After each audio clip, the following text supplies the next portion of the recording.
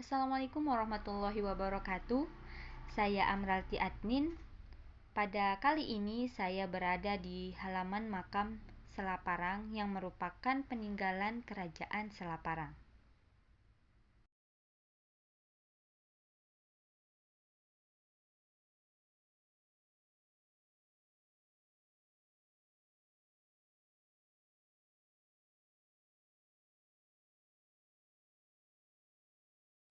Makam Selaparang. Makam Selaparang ini terletak di Kampung Peresa, Desa Selaparang, Kecamatan Pringgabaya, Kabupaten Lombok Timur, Nusa Tenggara Barat. Makam Selaparang termasuk momen peninggalan sejarah purbakala yang sudah tidak digunakan sebagaimana fungsinya, yaitu sebagai tempat pemakaman, sehingga diklasifikasikan sebagai dead moment.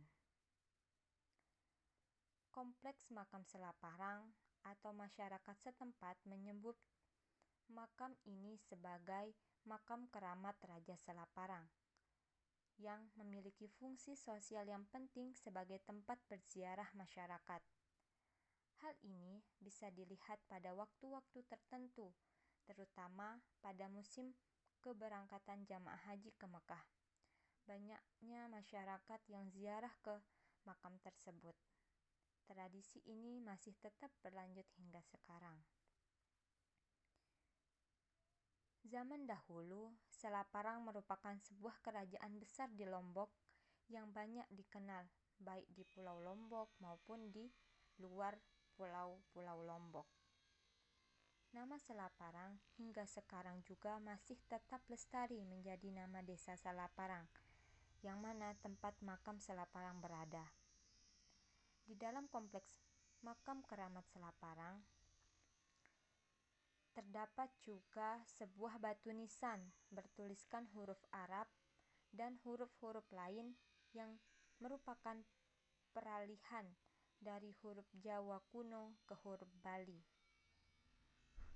Inskripsi tersebut terdiri dari 5 baris yang terdapat pada batu nisan makam dalam bentuk relief timbul yang berbunyi La ilaha illallah baris pertama, wa Muhammadur Rasulullah baris kedua, Ulamaisan baris ketiga, Gagawean baris keempat, dan Farayuga baris kelima. Kejayaan Kerajaan Selaparang. Kerajaan Selaparang tergolong kerajaan yang kuat baik di darat maupun di laut. Laskar lautnya telah berhasil mengusir Belanda yang hendak memasuki wilayahnya, yaitu sekitar tahun 1667 sampai 1668 Masehi.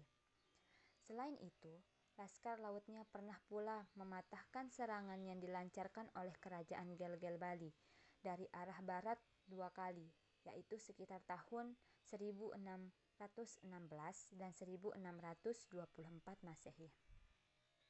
Setelah pertempuran terjadi, Kerajaan Selaparang mulai menerapkan kebijaksanaan baru untuk membangun kerajaannya dengan memperkuat sektor agraris. Maka, pusat pemerintahan kerajaan kemudian dipindahkan di sebuah daratan perbukitan, tepatnya di Desa Selaparang, Kecamatan Suela, Kabupaten Lombok Timur, yaitu tempat makam Selaparang yang sekarang. Dari wilayah kota yang baru ini, semua gerakan yang mencurigakan di tengah laut akan segera dapat diketahui.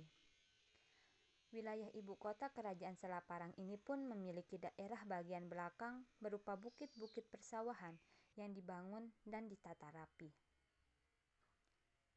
bertingkat-tingkat hingga ke Lautan Remor yang memiliki sumber mata air yang melimpah.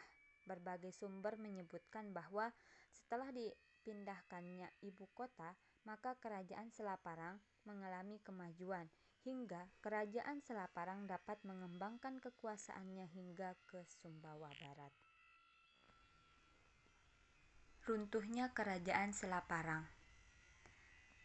Kerajaan Selaparang ini runtuh karena datangnya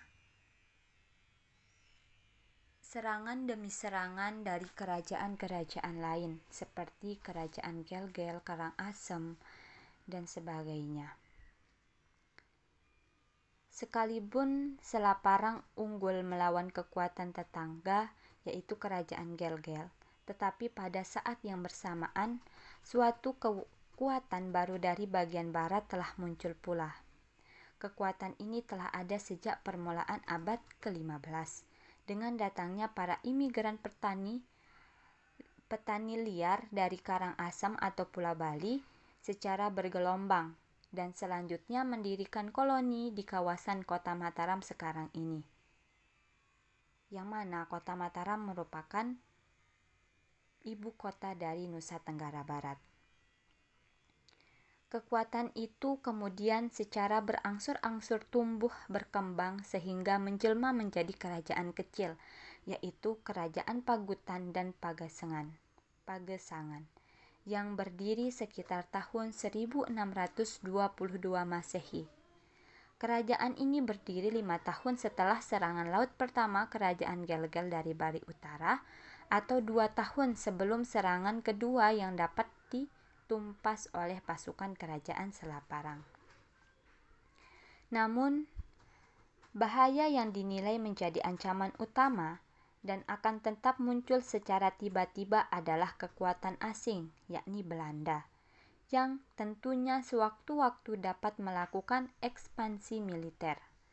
Kekuatan tetangga dekat diabaikan karena Gelgel yang demikian kuat mampu dipatahkan. Oleh sebab itu, sebelum kerajaan yang berdiri di wilayah kekuasaannya di bagian barat ini berdiri, hanya diantisipasi dengan menempatkan laskar kecil. Dalam upaya menghadapi masalah yang baru tumbuh dari bagian barat itu, yakni Kerajaan Gelgel dan Kerajaan Mataram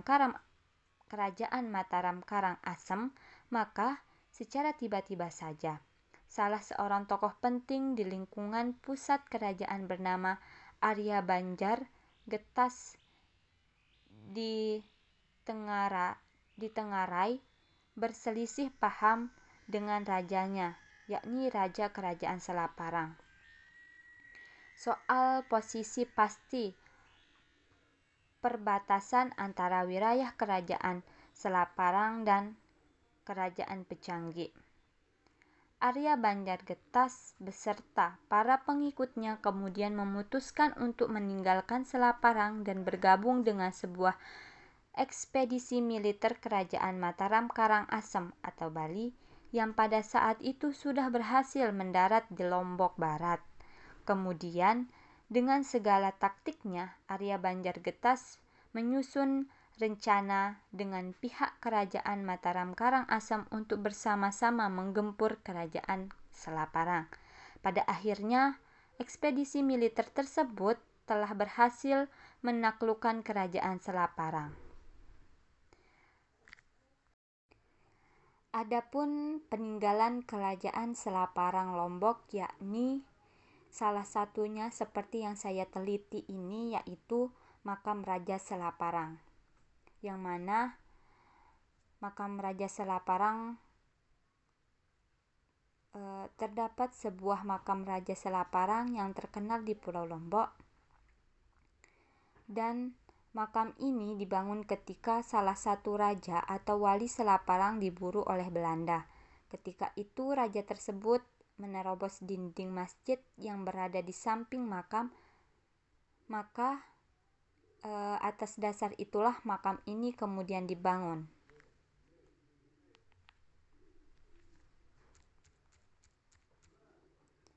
Selain itu, peninggalan Kerajaan Selaparang Lombok itu Masjid Pusaka Selaparang.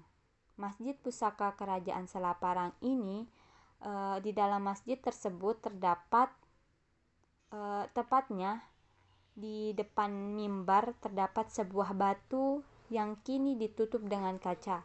Konon batu tersebut berasal dari kota Baghdad atau Irak. Selain itu, di depan Masjid Pusaka terdapat sebuah bangunan yang berukuran sekitar 5x7 meter persegi yang oleh masyarakat sekitar menyebutnya sebagai Gedeng Pusaka, yaitu sebuah tempat penyimpanan benda-benda pusaka Kerajaan Selaparang. Di dalam gedeng tersebut tersimpan sebuah Al-Quran bertulis tangan.